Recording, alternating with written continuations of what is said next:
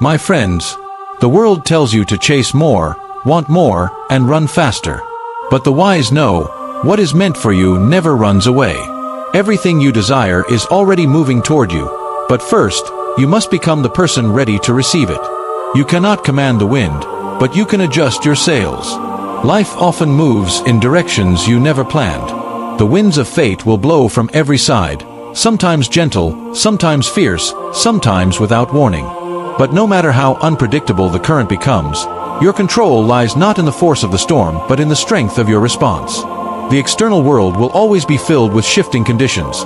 People who disappoint you, plans that collapse, and situations that defy logic. Yet the person who learns to remain centered amid disorder possesses a power that cannot be taken away. The true battlefield is not the world outside, but the mind within. When you let the external dictate your peace, you surrender your freedom to every passing circumstance. You become a puppet of events, pulled by strings of anger, fear, or frustration. But when you choose to master your inner reactions, you rise above the chaos. The noise outside begins to fade because your focus is no longer scattered, it is anchored. The world may insult you, ignore you, or challenge you, but if you can hold stillness in your heart, nothing can truly harm you. Control does not mean suppression, it means understanding. It means seeing emotions as waves that rise and fall, and learning to surf them with grace instead of drowning beneath them. The person who controls their inner world is not cold or detached, they are aware. They understand that external events are neutral until the mind labels them as good or bad. It is the interpretation, not the event itself, that creates turmoil. When you face adversity, you have a choice, to be ruled by reaction or guided by reason. Every moment you pause before responding, you strengthen your inner fortress. Every time you choose patience over rage, clarity over confusion, you reclaim a piece of your own power. Most people chase control of everything outside themselves. Money, relationships, reputation, outcomes. But these are illusions, fragile and temporary. The Stoic way teaches that mastery begins within. It is not about escaping the world, but about facing it without losing your balance. The storm does not end. You simply learn how to stand within it. To control your inner world is to build an unshakable foundation. No insult can reach it, no misfortune can destroy it, no success can inflate it. You become consistent in all seasons, calm in summer, patient in winter. When your thoughts are disciplined, emotions become servants, not masters. You begin to act from principle rather than impulse. Your peace no longer depends on outcomes, and your strength no longer fades with circumstances. The mind that has learned self-command becomes its own compass.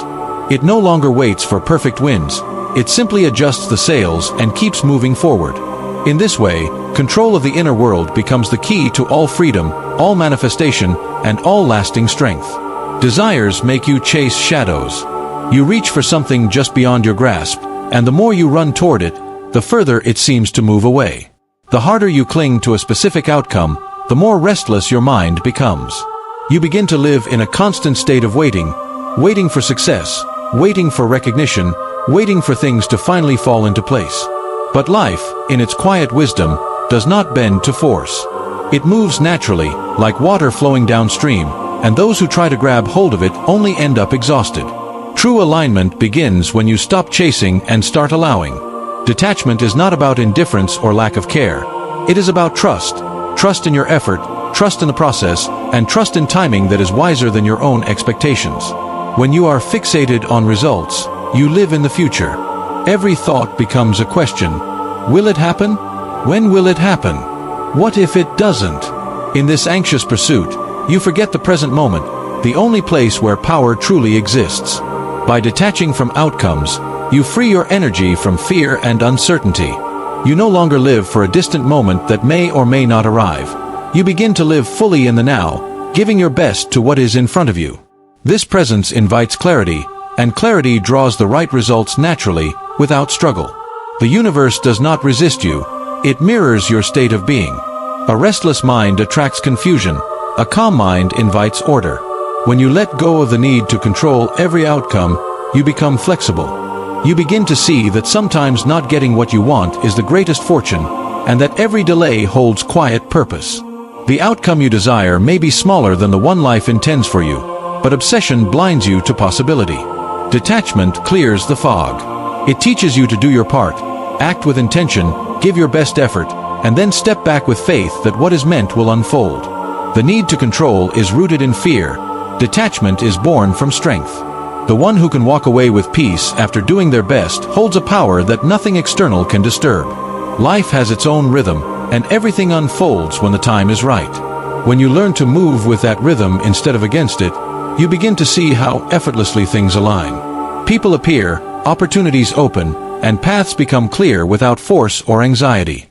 The universe bends to a calm, steady mind because calmness signals readiness. It tells life that you are no longer desperate for results. You are aligned with them. The moment you stop grasping, what you want begins to gravitate toward you. You no longer chase shadows. You become the light that reveals them. Emotions are visitors. Don't let them own the house. They arrive suddenly, uninvited at times, demanding attention and control. Anger knocks with a loud voice. Fear creeps in quietly. Joy fills the room only to leave without notice. To live entirely by emotion is to surrender the keys of your life to temporary guests. Emotions are natural. They are signals, not commands. They show you where you are wounded, what you value, or where your energy is misplaced. But when emotion dictates action, reason fades, and chaos follows. Discipline steps in as the steady hand that guides you through the storm. It is not the enemy of emotion, but its balance, its grounding force. Discipline allows you to feel deeply without being consumed, to acknowledge emotion without surrendering to it. When life tests you, emotions will be the first to rise. You will feel the impulse to quit when things grow difficult, to react when insulted, to doubt when progress slows.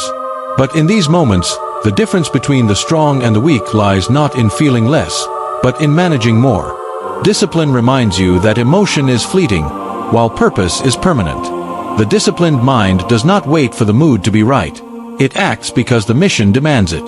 Success, growth, peace, and mastery all bow to consistency, not passion alone. The one who depends on inspiration will fail when motivation fades. The one who lives by discipline endures regardless of feeling. Discipline is the silent architect of destiny because it builds quietly, brick by brick, day after day. There are no grand moments, no applause, just steady progress.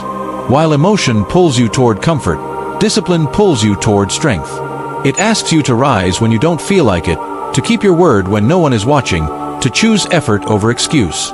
Each act of discipline carves a deeper mark in your character. It turns chaos into order, uncertainty into direction, and potential into achievement. Emotions, though powerful, are unreliable guides. They are weather patterns of the heart, constantly changing. Discipline, however, is the compass that keeps you steady no matter which way the wind blows. It allows you to face pain without breaking, success without arrogance, and loss without despair. It keeps your purpose pure and your will sharp. The world rewards those who act with steadiness, not those who react in bursts of emotion. To master discipline is to master freedom, for it gives you control over yourself, the rarest kind of power. The disciplined person feels everything but is ruled by nothing. They act according to principle, not impulse. Each day, they build themselves through patience and consistency, turning small steps into great transformation. Over time, emotion learns to serve rather than lead, and the house of the mind becomes one of peace and order. Discipline, quiet and unwavering, becomes the true foundation upon which all greatness stands. Do what must be done with full effort, then accept whatever comes as if you had chosen it yourself. Every action in life carries uncertainty. You can plan, prepare, and give everything you have, yet the final outcome will always remain beyond full control. That is the nature of existence. No promise of reward, no guarantee of fairness. But peace belongs to the one who acts with purpose and accepts with grace. To act with purpose means to live with clarity, to know why you do what you do, and to give your best without hesitation or fear. It means waking each day ready to fulfill your duty, no matter how small or grand, without being paralyzed by doubt or distracted by vanity. Purpose gives direction to effort, and effort gives life its worth. When you act with purpose, you move from intention rather than impulse. You stop drifting through life waiting for perfect conditions, and instead begin to shape meaning from whatever lies before you. Every task, every challenge becomes a chance to express your values. Whether you succeed or fail outwardly becomes less important, because fulfillment comes from doing what is right, not from controlling results. Once you have given your honest effort, the rest no longer belongs to you. That is where acceptance begins, the ability to welcome whatever follows with the same calmness, as though it were the very outcome you desired. Acceptance is not weakness or resignation, it is wisdom. It means understanding that some things are simply not yours to decide. You may influence events but cannot dictate them. When you fight against what has already happened, you create suffering. When you accept it, you create peace. To accept with grace is to trust that life unfolds in ways that often exceed your understanding. What seems unfair or disappointing now may later reveal itself as necessary for growth.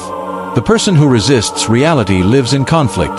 The one who accepts it lives in harmony. Acting with purpose and accepting with grace are two sides of the same truth. Purpose keeps you moving forward with strength. Acceptance keeps you grounded in peace. Together, they free you from both regret and fear. You stop asking, "Why me?" and begin to say, "Let this teach me."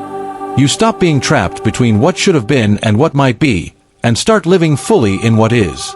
When you give your best to every moment and then let go of the outcome, life stops feeling like a battle and begins to flow like a partnership. Peace and success are not opposites. They meet in the balance between effort and surrender. You give everything, yet remain unattached. You strive fiercely, yet stay calm when results take a different shape. That balance is the essence of mastery. To act with purpose is to honor your duty. To accept with grace is to honor the wisdom of life itself.